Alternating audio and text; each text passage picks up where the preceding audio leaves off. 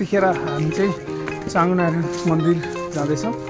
यो बाटोको दृश्य अलिक गाह्रै हुन्छ, उकालो उकालो नै छ। पर्यटकीय स्थल पनि भएको कारणले अलिकति राम्रो छ। आज दिन चाहिँ पानी परेको, स्वच्छ वातावरण, सरसफाइ पनि राम्रो छ। त्यो चाहिँ हामी यही बहर भएर अहिले जाँदैछौँ। अनि कृष्ण सर के छ त, कस्तो लाग्यो बाटो? मन्दिर यो ठाउँमा होइन, म स्कुल पढ्दादेखि नै त्यो कसको एउटा स्तुम्बा छ नि, के अरे स्तुपा होइन कि स्तम्भ, जहाँ लेखेको छ नि लिच्छवी कालकोदेखिको मानदेवले लेखेको हो नि। स्कुल पढ्दादेखि आउनु चाहेको ठाउँ यो। वरिपरि धेरैपल्ट डुले पनि यहीँ चाहिँ छिर्ने मौका चाहिँ अवसर जुरेको थिएन। सो आज हामी यहाँको भ्रमणतिर आएका छौँ। यता चाहिँ पर्यटकहरू पनि अलि धेरै मात्रामा रहेछन्। मन्दिर चाहिँ यही नै रहेको छ भने विदेशी पर्यटकहरू मन्दिर वरिपरि पर्यटकीय सामानहरू, सरसफाइ पनि राम्रै रहेछ यहाँ वरिपरि।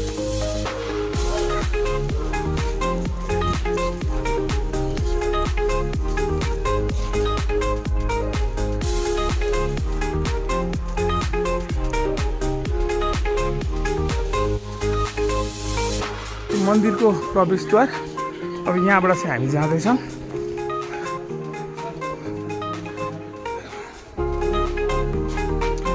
पुनर्निर्माणको कार्य पनि भइरहेको रहेछ।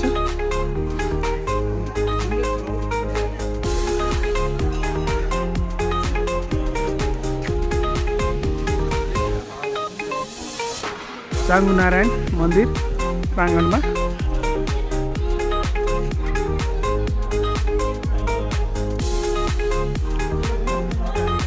पाठ पूजाको कार्य पनि यो प्राङ्गणमा चाहिँ हुने रहेछ।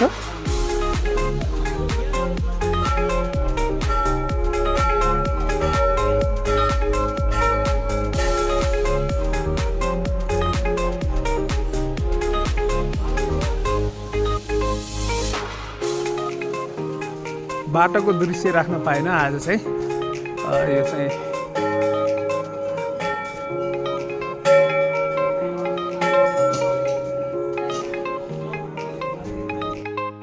यो चाहिँ प्रवेशद्वार। भर्खरै यहाँ चाहिँ दर्शन गरेर आइयो। त्यो भित्र चाहिँ हामीलाई क्यामेरा चाहिँ एलाउड रहेनछ, क्यामेरा इज नट एलाउड भनेको छ। मानदेवको शिलालेख छन् स्तम्भहरू चाहिँ, त्यसको वरिपरिको दृश्य र अब त्यो स्तम्भ शिलालेख, जहाँ शिलालेख पुरानो शिलालेख भनेको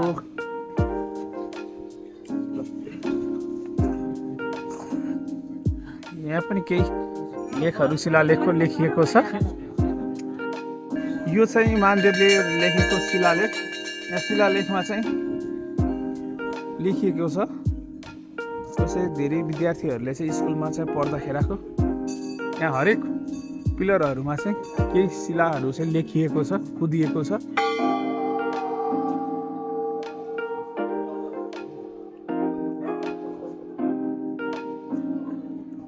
हरेकमा यहाँ पनि लेखिएको छ।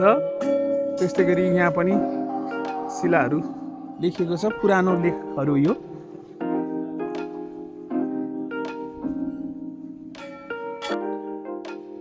यहाँ जति पनि उभिएको छ यो मानदेवको पालामा चाहिँ शिलालेखहरूमा चाहिँ यो लेखिएको पुरानो अवशेष, जहाँसम्म लाग्छ अहिलेसम्मकै सबभन्दा पुरानो शिलालेख मध्ये पर्छ।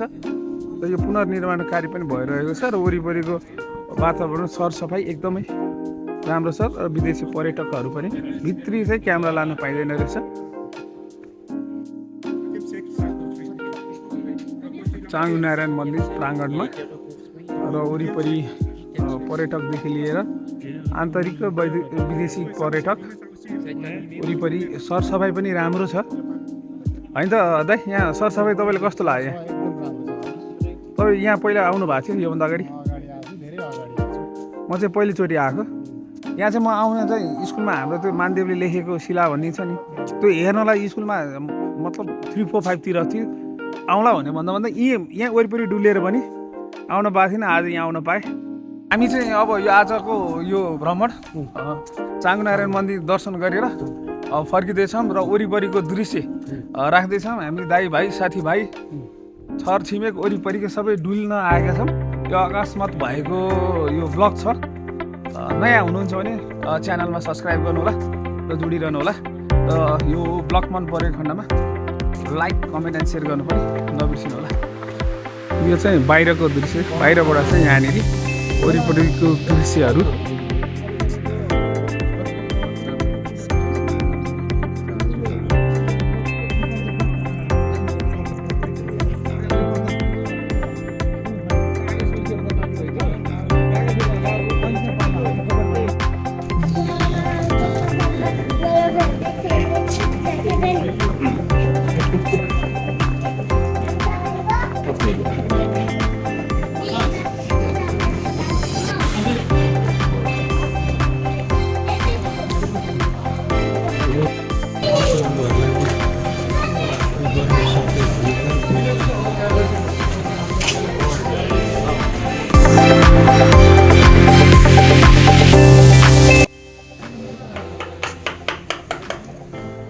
त्यो सबै यहीँ कुद्ने हो दाइ?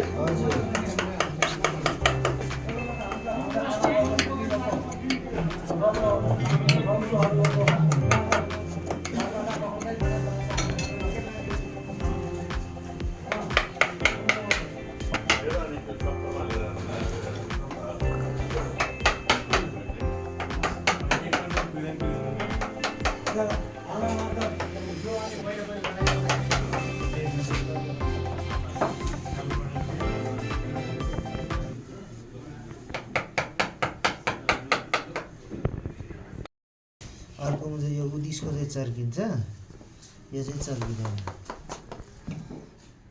यो बनाएपछि फेरि सुकाएर कलर गर्नु पर्यो होइन? हजुर। यो एउटा बन्नलाई कति टाइम लाग्छ? यो चाहिँ ठ्याक्कै मलाई 2 घन्टा आउँछ एक पिस बनाउनलाई।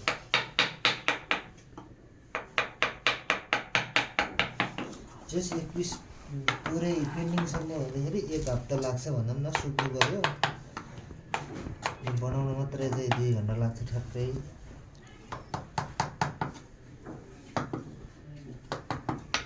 यो सिक्यो, अहिले व्यवहारमा लागेर यस्तो भएको। हरेक चिज पनि बनायो। अब पछि चाहिँ थाहा हुँदैन त, बनाउँछ बनाउँदैन।